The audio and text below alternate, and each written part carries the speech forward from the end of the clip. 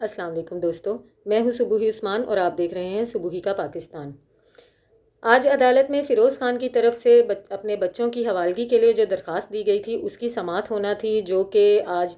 صبح 9:30 بجے شروع ہوئی، لیکن فیروز خان کیونکہ عدالت ابھی نہیں پہنچے تھے اور ان کی اہلیہ جو ہیں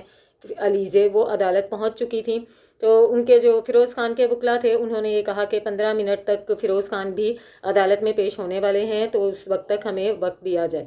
اور تقریباً 15-20 منٹ کے بعد فیروز خان بھی عدالت میں پہنچ گئے۔ اس کے بعد وکلا کی جو ہے اپنے جو ہے بحث شروع ہوئی اور بات چیت شروع ہوئی، جس میں فیروز خان کے وکلا نے یہ کہا کہ علیزے جو ہیں وہ ذہنی مریض ہیں، کیونکہ وہ الگ الگ طرح کی باتیں کرتی ہیں۔ کبھی وہ کہتی ہیں مجھے الگ گھر لے کر دیا جائے، کبھی وہ کہتی ہیں کہ بچوں کا خرچہ جو ہے وہ 1 لاکھ ماہانہ فکس کیا جائے، تو اور وہ یہ بھی کہتی ہیں کہ میں اپنے والدین کے ساتھ بھی نہیں رہنا چاہتی، میں اپنے بچوں کو لے کر الگ رہنا چاہتی ہوں۔ تو کوئی بھی خاتون ہوتی ہے وہ یہی سوچتی ہے کہ میں کسی پر بوجھ نہ بنوں اپنے شوہر کے علاوہ، اگر اس کے پاس اپنے شوہر کے بچے بھی موجود ہیں تو کوئی بھی نارمل خاتون جو ہوتی ہے اس کی یہی کوشش ہوتی ہے کہ وہ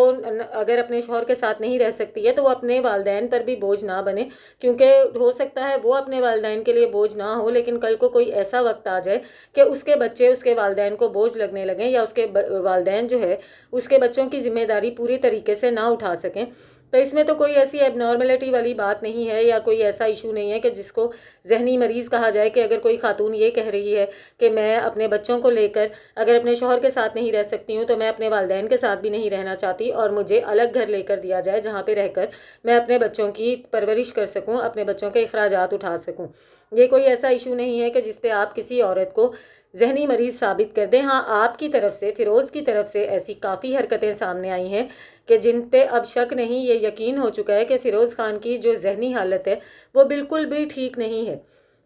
اور اپنی اس ذہنی حالت کے ساتھ اب وہ یہ ڈیمانڈ کر رہے ہیں کہ بچوں کو ان کے حوالے کیا جائے۔ بچوں کو ان کے حوالے کرنے کے حوالے سے جو علیزے کے وکیل تھے انہوں نے یہ موقف اختیار کیا کہ فیروز خان جو ہیں غصے میں اس قدر مشتعل ہو جاتے ہیں، اپنے آپے سے اتنے باہر ہو جاتے ہیں کہ ان کے سامنے جو بھی چیز ہوتی ہے وہ اس کے اوپر کسی بھی قسم کا کوئی ری ایکشن کرنے سے نہیں گھبراتے ہیں۔ تو ایسے شخص کے جو حوالے جو ہیں کم سن بچے کس طرح سے کیے جا سکتے ہیں؟ بالکل صحیح بات ہے، ایک ایسا شخص جو اپنے غصے میں اپنے آپ پر کنٹرول نہیں رکھ سکتا ہے، اپنی بیوی پر جس نے ماضی میں تشدد کیا، جس کی ثبوت جو ہے سب لوگوں نے دیکھے، اس کی بیوی نے خود آ کر بتایا کہ اس کے اوپر تشدد کیا گیا ہے، بہت ہی بے رحمانہ طریقے سے اس کے اوپر ہاتھ اٹھایا گیا ہے۔ ایسے شخص کے حوالے بچے کس طرح سے کیے جا سکتے ہیں؟ اور بچے بھی ایسے کہ جو ایک 7 سال کا ہے، ایک بیٹی 7 مہینے کی ہے جو مدر فیڈ پر ہے، وہ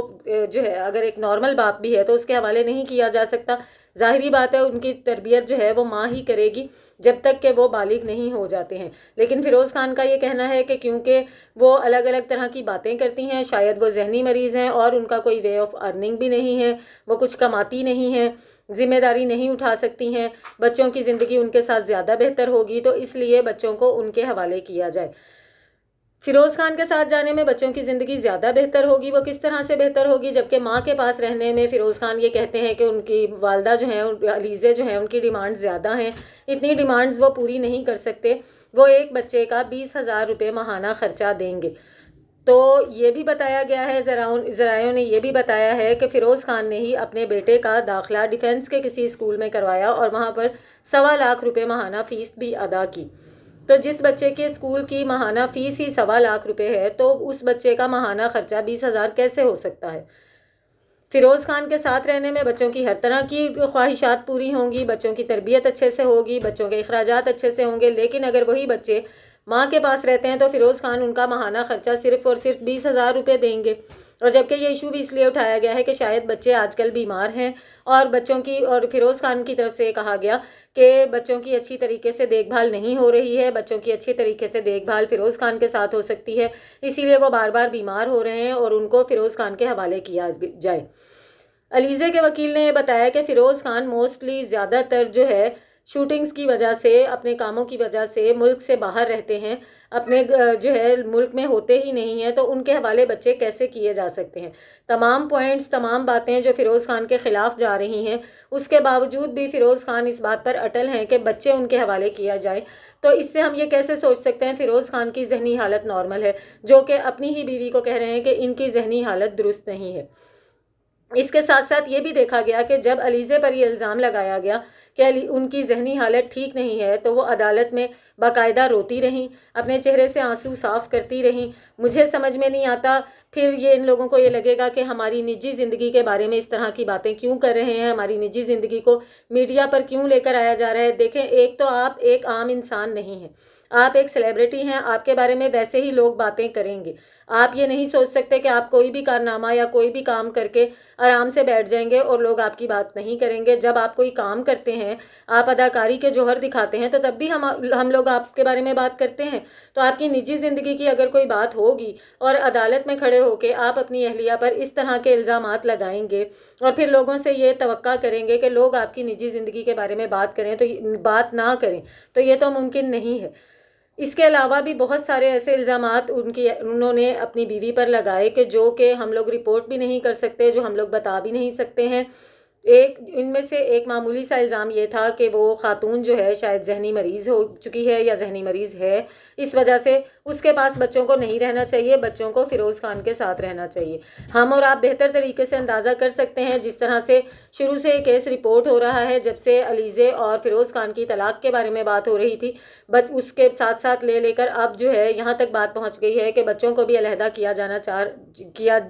جائے گا، یا تو ماں کے پاس رہیں گے یا تو پھر باپ کے پاس رہیں گے۔ ایک تو ایسے والدین یہ نہیں سوچتے ہیں کہ یہ بچے اپنی مرضی سے دنیا میں نہیں آتے ہیں۔ آپ ایک ایکٹ کرتے ہیں تو اس کا ریئیکٹ ہوتا ہے، آپ شادی کرتے ہیں اس کے نتیجے میں آپ کے بچے ہوتے ہیں، آپ پلان کرتے ہیں اس کے نتیجے میں آپ کے بچے ہوتے ہیں۔ ان بچوں کا کیا قصور ہوتا ہے کہ جب آپ کے کوئی معاملات طلاق تک پہنچتے ہیں تو پھر آپ لوگ یہ سوچتے ہیں کہ یہ بچے تیرے پاس رہنے چاہیے، میرے پاس رہنے چاہیے، پھر یہ ایشو نہیں رہ جاتا ہے۔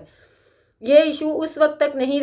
ہونا چاہیے ہماری زندگی میں جب تک کہ بچے اس قابل نہیں ہو جاتے کہ وہ خود یہ فیصلہ کریں کہ وہ ماں کے ساتھ رہنا چاہتے ہیں یا باپ کے ساتھ رہنا چاہتے ہیں۔ اس وقت تک بچے صرف اور صرف ماں کے پاس ہی رہ سکتے ہیں، چاہے وہ کسی امیر کے بچے ہوں، چاہے وہ کسی غریب کے بچے ہوں، چاہے وہ کسی اداکار کے بچے ہوں، چاہے وہ کسی اداکارہ کے بچے ہوں، کسی سیاستدان کے بچے ہوں۔ بچوں کو جس وقت تک جب تک ماں کی سرپرستی چاہیے ہوتی ہے، ان کو ماں کی گود سے کوئی بھی نہیں چھین سکتا۔ یہ بات فیروز خان کو بھی جتنی جلدی ہو سمجھ لینی چاہیے۔ یقیناً فیصلہ بھی یہی آئے گا کیونکہ بچی 7 مہینے کی ہے، مدر فیڈ پر ہے، اسے تو ماں سے بالکل بھی الگ نہیں کیا جا سکتا۔ بچہ بھی 7 سال کا ہے، وہ بھی ابھی کافی چھوٹا ہے، لیکن اس کے بعد پھر سوال آ جاتا ہے بچوں کے خرچے کا، بچوں کے نان نفقے کا، جو کہ فیروز خان اپنے پاس رکھ کر تو ہر طرح سے کرنے کے لیے تیار ہیں، لیکن وہی جب وہ علیزے کے پاس رہیں گے تو وہ ان کا ایک بچے کا صرف اور صرف 20,000 ماہانہ دیں گے۔